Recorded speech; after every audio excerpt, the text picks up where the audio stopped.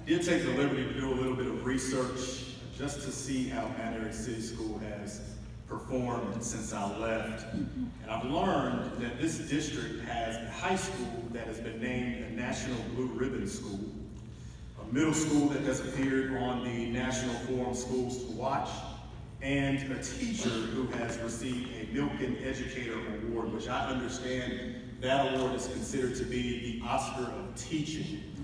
I also found that on the district level, Mount Airy City Schools has been a district of distinction and is currently ranked in the top 20 among school districts in the state of North Carolina, according to niche.com. So before I even try to motivate you or inspire you in any way, you all should just give yourselves a round of applause, because this school district is amazing and thriving, and I believe that the best is yet to come. So if you would just give yourselves a huge round of applause.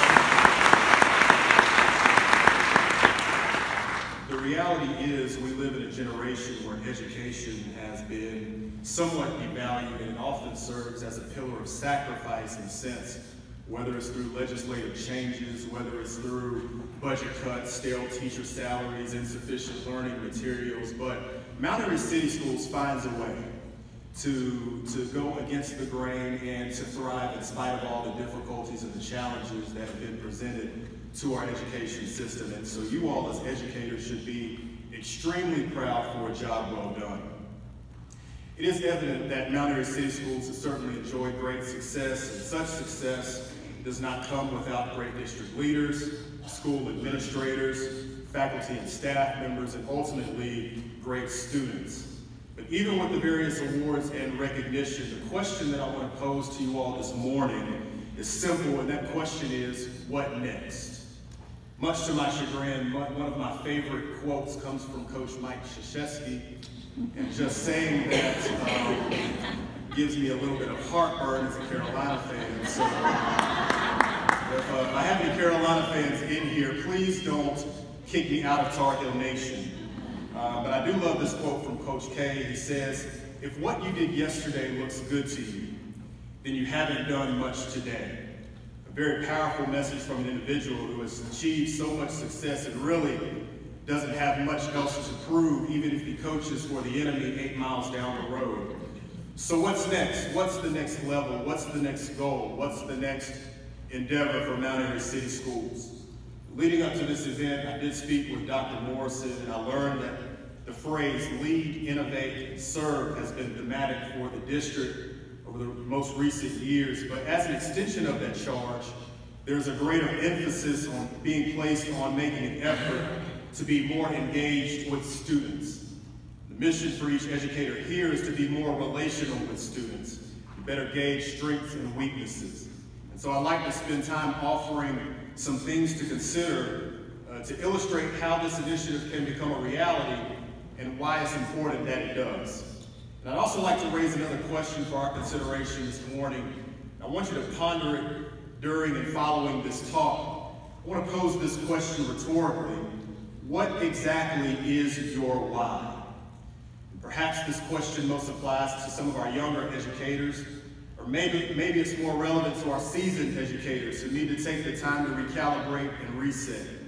What is your why? Why do you get out of bed in the mornings to do what you do?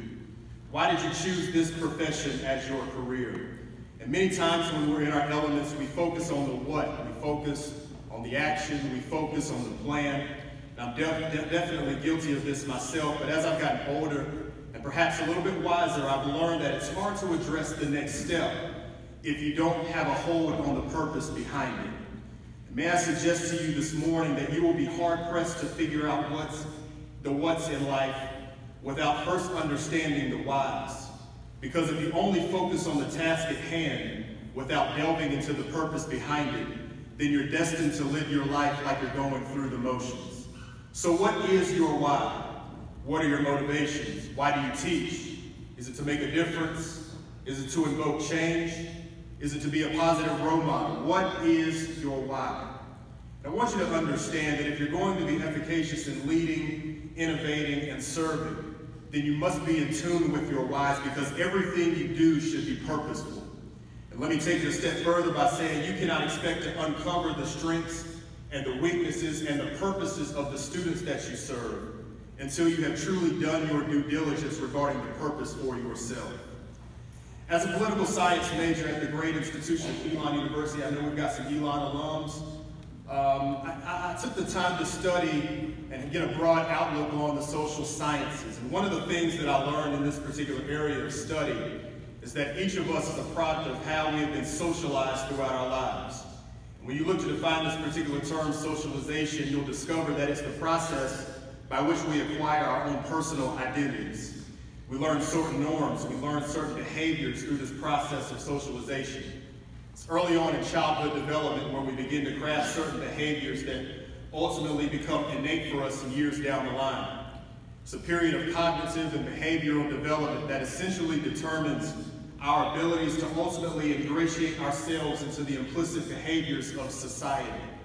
It's through this process of socialization where we're able to learn and create and define our overall identity, which typically resonates to us right along the adolescent stage of our maturation process.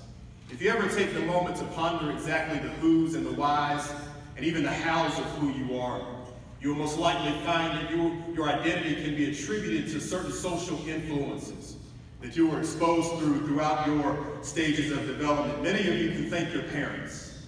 Many of you can thank your grandparents. Perhaps it's an uncle or another relative. For some of you, it's an influential coach like Coach Helton. For the millennial generation like me, we can thank social media and pop culture for even having an influence on who we are. But the one thing that's consistent for nearly, if not all of us in our population is that at some point in time, we all have been influenced or impacted by a teacher. And I can still remember my 4th grade teacher, Miss Walker, who always made learning fun and knew how to make every student feel like they were the most important person in the classroom. One of my favorite teachers in the world who was not here, but Miss Lynn Wagner, was one of the most encouraging teachers that I ever had. And I felt like I could be anything that I wanted to be or do anything that I wanted to do just by being a student in her classroom. Another one of my favorite teachers is your current superintendent, Dr. Kim Morrison. Out of all of the teachers that I had, Dr. Morrison, I was with her the longest. I was actually with her from 6th grade through my junior year of high school. I've never told Dr. Morrison this, but there was a time where I wanted to give up on band. I was an athlete, I was involved in so many different things, and I loved band, but I wanted to give up mainly because I was the second chair in the alto sax section. For those of you who may know me, you realize that I'm not built for number 2.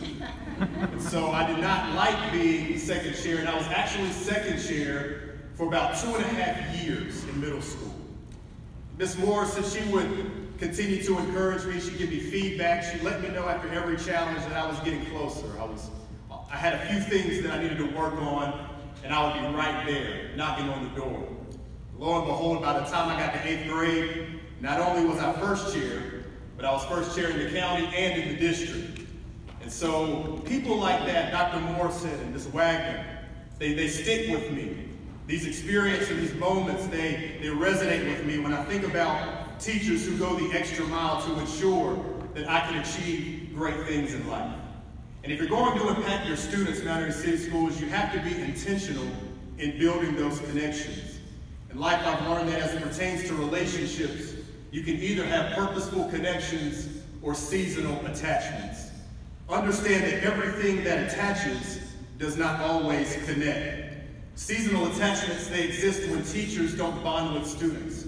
They come in, they do their job, they go home. They get up in the morning, they do the same thing all over again. They don't desire to establish a relationship. They just coexist with the student through the end of the term. There's nothing worse than being in a classroom where you question the presence of a teacher even when they're physically in the room. These are seasonal attachments. But purposeful connections are established when relationship is desired, when conversation becomes intentional, when goals and dreams are being articulated, when concern is provided towards one another. Purposeful connections, they exist when a teacher can tell that something is wrong without full disclosure from the student. When you graduate and come back and can't see your favorite teachers, those are purposeful connections. I actually did that after I graduated Mount Airy High School, came back the next year just to see people like Ms. Wagner and Coach Helton, Coach Spainauer, just to see what they were up to because of those bonds that had been created. Faculty members, I encourage you to make the effort to establish those bonds, because I can assure you that those bonds will last long after the last day of classes. Number one, know your why. Make sure that you're in tune with your purpose so that you can effectively guide your students that you serve. Number two, work to establish the right types of relationships with your students.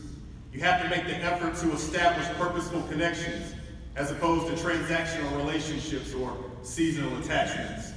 Third nugget that I want to drop in your basket is this: you ought to be intentional in never leaving a child behind. A couple of years ago, I was perusing through Instagram, came across this post that really struck me to the core. There was a young middle school student named Bo Paskey that also has autism. And there was a picture on Instagram where Bo was sitting at a lunch table with a Florida State football player. Now, Bo had come to grips with eating lunch by himself because he'd been considered the odd man out due to his autism. That was his social status quo. This was his reality every day: social isolation. There was one day where Florida State, they came to have lunch with the students. One of their star receivers, Travis Rudolph, took it upon himself to ask Bo if he could sit at the lunch table with him. He had a slice of pizza on his plate, asked Bo, "Can I sit with you and have lunch with you?" Of course, Bo obliged, and Travis had lunch with Bo. Now, Travis had no idea that Bo had autism. Travis had no idea that he was dealing with an issue. Travis had no idea that Bo had been socially isolated. He was just acting upon his natural humanity. This is what Travis did. One of Bo's teachers actually caught this moment, took the picture, and sent it to Bo's mother, and Bo's mother ran with it from there.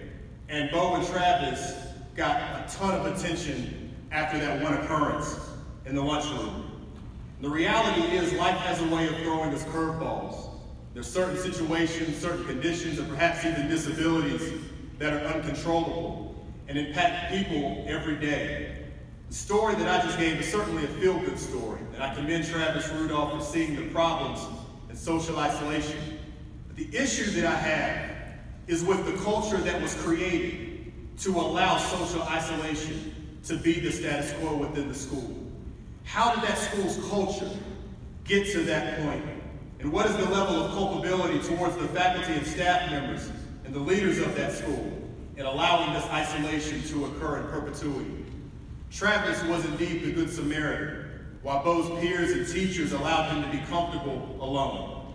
No intentionality, no evidence of purpose, no evidence of connection, just an example of a young man left behind. And we know kids can be cruel. We know society can be even more cruel. School should be a safe haven for kids. School should be a house of hope for kids. School should be a place where faith in the promise of a bright future is so ingrained in every student that they feel as though they can overcome any facts and circumstances that they face outside of the school walls. And as educators, as staff members, as leaders, it's incumbent upon you to be intentional in establishing a culture that is conducive for all students to be the best they can absolutely be. And as I close, I want you to indulge me in another exercise. I don't know if you've ever noticed this, but I noticed this when I went to school. When I went to college, I stopped getting progress reports. You know, throughout elementary school, middle school, and high school, you all give your students progress reports, and I never got those when I was in college. I was looking for the report that was going to determine whether or not I'd be grounded by my parents. But I never got them when I was in college. And I want to leave you with this. I want you to do me a favor, if you would, just everyone close your eyes for a moment. Take a brief moment and just close your eyes, and I want you to envision seeing yourself in a mirror. I want you to envision seeing your reflection. Now, I am a youth pastor, and I don't want to get overly spiritual or religious, but I want you to consider this question as you see yourself in the mirror. If God gave you a progress report as an educator, and you had to give yourself a grade, what would that grade be? Now, I firmly believe that it takes a special, gifted person to become an educator. And ultimately, education is another form of ministry because God has entrusted you with the gift of growing and developing young people. So what would your grade be if you had to measure your level of engagement, your level of intentionality in building connections, your realization of strengths and weaknesses of the students that you serve, what would your grade be? Now, as you're pondering this question, I want to ask you a few more questions. Question number one, has the welfare of your students been your biggest priority? Question number two, how did you treat the students that you were commissioned to serve? Regardless of whether they're good or bad, regardless of whether they perform excellently in the classroom, or regardless of whether they struggle, regardless of whether you get into a disagreement with them, how did you treat those students that you serve? Question number three, did you maximize your time with your students?